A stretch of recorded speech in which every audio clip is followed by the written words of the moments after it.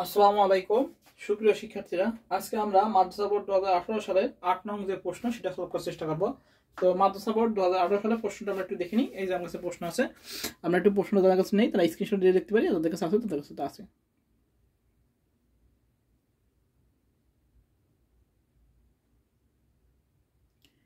এটা আমরা স্ক্রিনশট দিয়ে দেখি মাদ্রাসা বোর্ড 2018 সাল। এখন আমরা সলভে চলে যাবো। আচ্ছা, কি বলেছে? বলছে শফিক www.hotel.bd নামের একটি সাইটের জন্য সিলেটের হোটেলগুলো তথ্য সম্বলিত একটি ডাটাবেস তৈরি পরিকল্পনা করলো।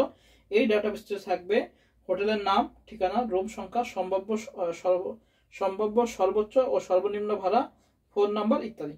প্রথম এই হলো উদ্দীপক। এবার ক নম্বর বলেছে আমরা ফাংশন কি, আমরা লিখি ফাংশন কি। আছে ক, এটা আর কোনো টেবিল দেয়নি, বলছে কি ফাংশন কি, কিন্তু তৈরি করতে বলেছে তাই না? আচ্ছা,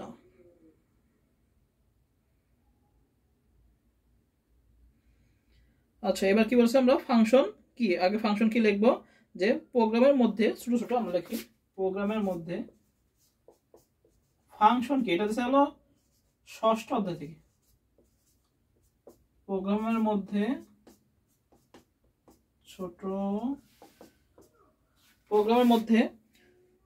ছোট ছোট প্রতিটি ব্লকে আমরা লিখি প্রতিটি ব্লক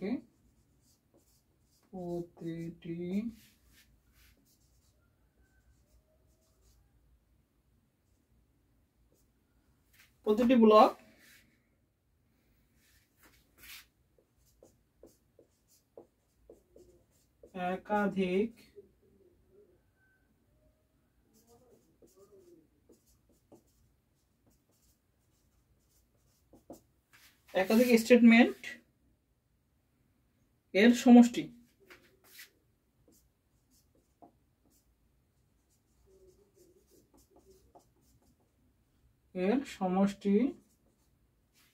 এবং প্রোগ্রামের মধ্যে ছোট ছোট প্রতিটি ব্লকে একাধিক স্টেটমেন্টের সমষ্টি এবং প্রতিটি ব্লকে একটি নির্দিষ্ট কাজ করে থাকে এবং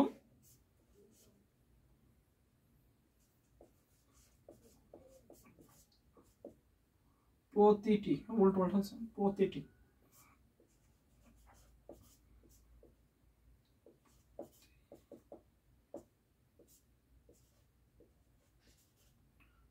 ব্লকে একটি নির্দিষ্ট কাজ করে থাকে। প্রোগ্রামের মধ্যে ছোট ছোট প্রতিটি ব্লকে একাধিক স্টেটমেন্টের সমষ্টি এবং প্রতিটি ব্লকে একটি নির্দিষ্ট কাজ করে থাকে। প্রোগ্রামের মধ্যে থাকা এরূপ ব্লকই ফাংশন বলে। প্রোগ্রামের মধ্যে থাকা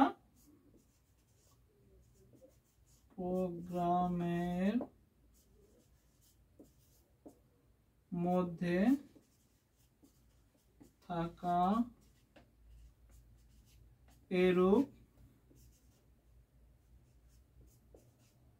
ব্লককেই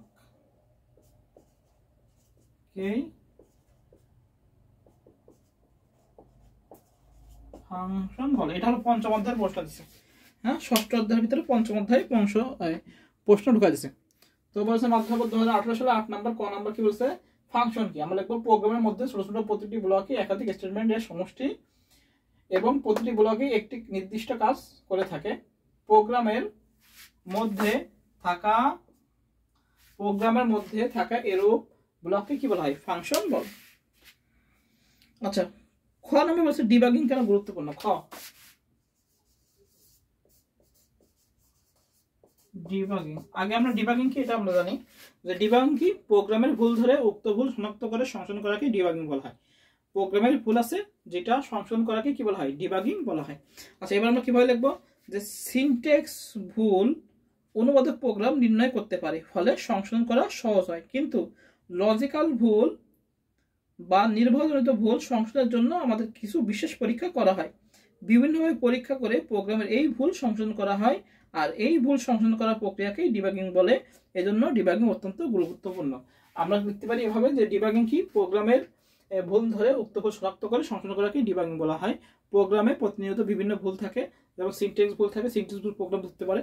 তো এইসব ভুল ধরার জন্য কি করা হয়, আমাদের ডিবাগিং করা হয়। এই জন্য আমাদের প্রোগ্রাম যদি ভুল না হয়, এই জন্য ডিবাগিং করা খুবই গুরুত্বপূর্ণ। বুঝা গেছে? এভাবে আমরা নিজেদের মতো লিখে দেবো। আচ্ছা, খ নম্বর গেল। এবার হচ্ছে শফিকের পরিকল্পনা মতো একটি নমুনা ডাটাবেস তৈরি করো। শফিক পরিকল্পনা করলো হোটেলগুলো তথ্য সমৃদ্ধ ডাটাবেস তৈরি করবে। এই ডাটাবেসে থাকবে হোটেলের নাম, ঠিকানা, রুমের সর্বনিম্ন সর্বোচ্চ ভাড়া ও ফোন নাম্বার। আচ্ছা, এবার হচ্ছে কিভাবে ডাটাবেস তৈরি করবে। আচ্ছা, আমরা দেখি কিভাবে ডাটাবেস তৈরি করবে।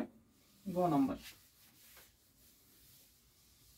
এগুলো বর্ণনা লেখা, এখানে কোনো ম্যাথ নেই, আগের কোনো বিষয় দিইনি, শুধু বর্ণনা দিতে হবে। আচ্ছা, কি লিখবো আমরা গ নম্বরে? লিখবো উদ্দীপকের উল্লেখিত ফিল্ডগুলো হলো হোটেলের নাম, ঠিকানা, রুমের সংখ্যা, সম্ভাব্য সর্বোচ্চ ও সর্বনিম্ন ভাড়া, ফোন নাম্বার ইত্যাদি। এই ফিল্ডগুলোর সাহায্যে www.hotel নামক একটি ডাটাবেস তৈরির প্রক্রিয়া আমরা নিচে বর্ণনা করব। সেটা কি? আগে 1 নম্বর আমরা লিখবো ডাটাবেসের প্রোগ্রাম মাইক্রোসফট মাইক্রোসফট এক্সেস চালু করতে হবে।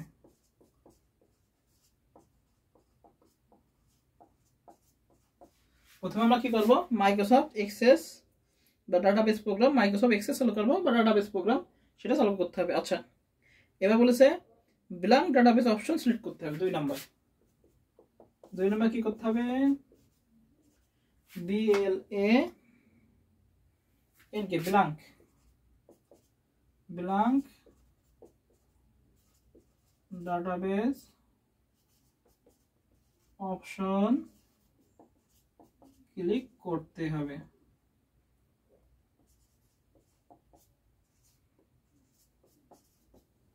প্রথমে মাইক্রোসফট এক্সেস বা ডাটাবেস সফটওয়্যার চালু করতে হবে, ব্ল্যাঙ্ক ডাটাবেস অপশন ক্লিক করতে হবে।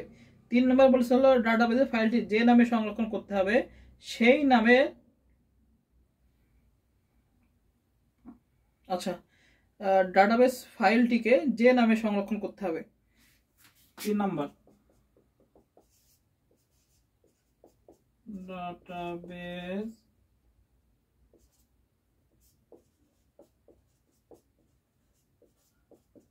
ফাইলটিকে যে নামে সংরক্ষণ করতে হবে, ডাটাবেস ফাইলটিকে যে নামে সংরক্ষণ করতে হবে সেই নাম ডান দিকে থাকা, আমরা লিখব সেই নাম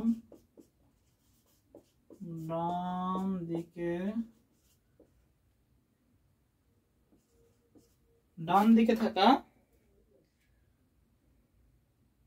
ডায়লগ বক্সে লিখে ক্রিয়েট অপশনে ক্লিক করতে হবে। আর ডান দিকে থাকা ডায়লগ বক্সে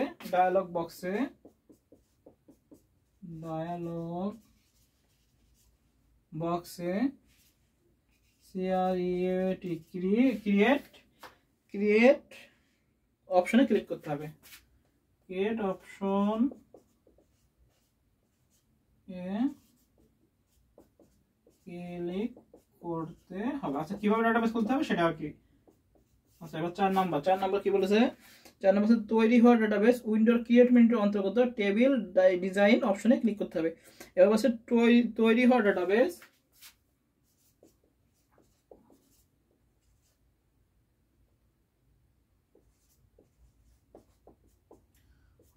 এগুলো ছেলেপেলে আসলে কিভাবে লিখবে ডাটাবেস,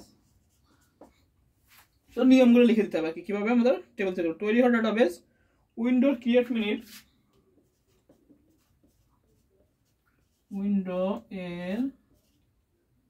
ক্রিয়েট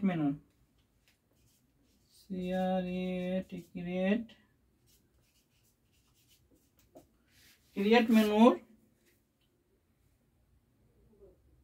অন্তর্গত টেবিল ডিজাইন অপশনে ক্লিক করতে হবে। ক্রিয়েট মেনুর অন্তর্গত টেবিল ডিজাইন অপশনে ক্লিক করতে হবে। তৈরি হওয়া ডাটাবেস উইন্ডো এর ক্রিয়েট মেনুর অন্তর্গত টেবিল ডিজাইন অপশনে কি করতে হবে, ক্লিক করতে হবে। এবার শেষে কি বলেছে যে প্রাপ্ত ডিজাইন ভিউ থেকে ফিল্টারের নাম ও ডাটা টাইপ নিম্নরূপভাবে নির্ধারণ করতে পারছে। এবার বলেছে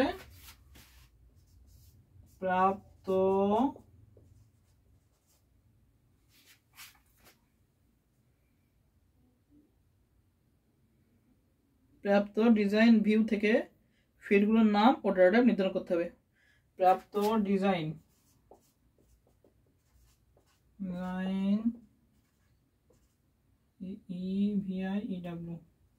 প্রাপ্ত ডিজাইন ভিউ থেকে ফিল্ডগুলোর নাম ও ডাটা টাইপ নির্ধারণ করতে হবে।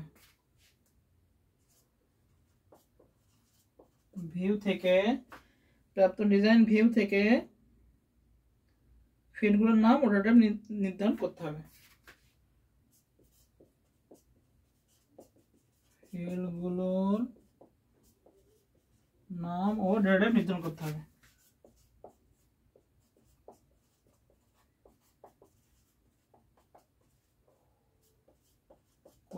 এবার কি করতে হবে, আমাদের ডিজাইন ভিউ থেকে আমাদের ফিল্ডগুলোর নাম কি করতে হবে, নির্ধারণ করতে হবে।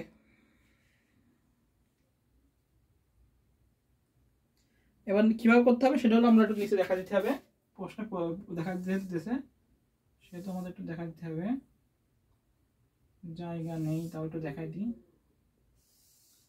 আচ্ছা এখানে লিখবো কি বলেছে, এখানে কি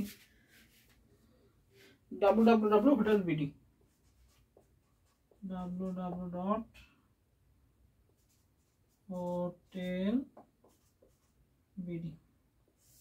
দুটো দেখা দিচ্ছি আমরা, যেহেতু জায়গা নেই। এবার আমরা ডাটা টাইপগুলো লিখে দেবো। এখানে লিখবো হলো ফিল্ড নেম,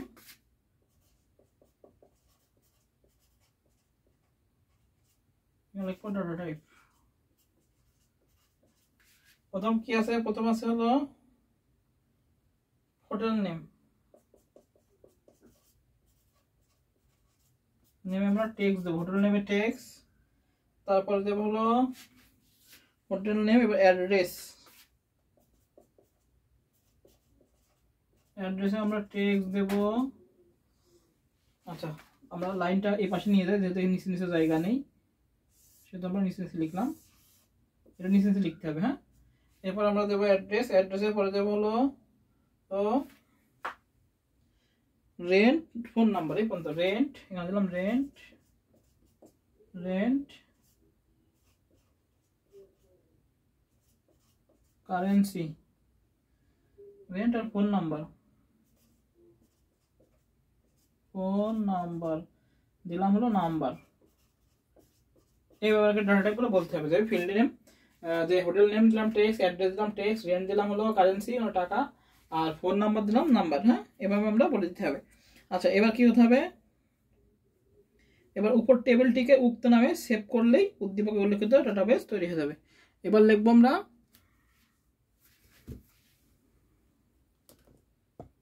আচ্ছা এভাবে আমরা ডাটাবেস তৈরি করলাম। এবার শেষে লিখবো যে এরপর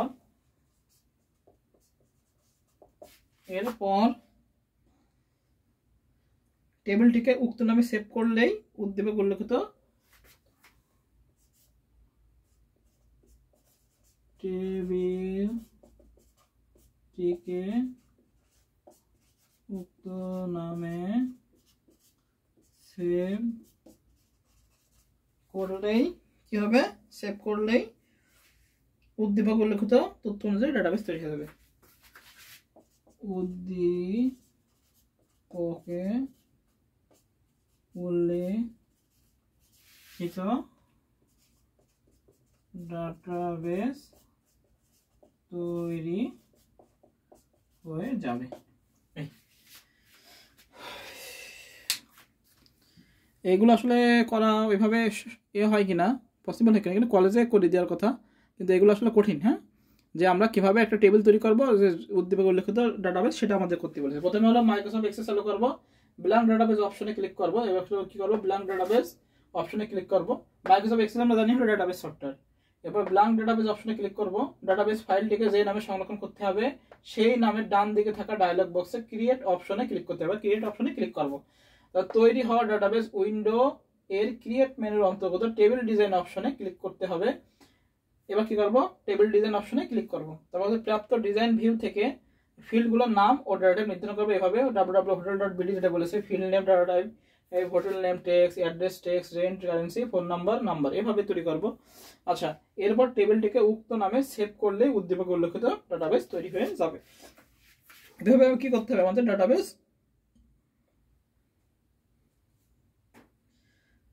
তৈরি করতে হবে। আচ্ছা, এবার এটা আমাদের গ নাম্বার গেল। এবার বলছে উদ্দীপকের আলোকে ডাটাবেস তৈরি হলে তা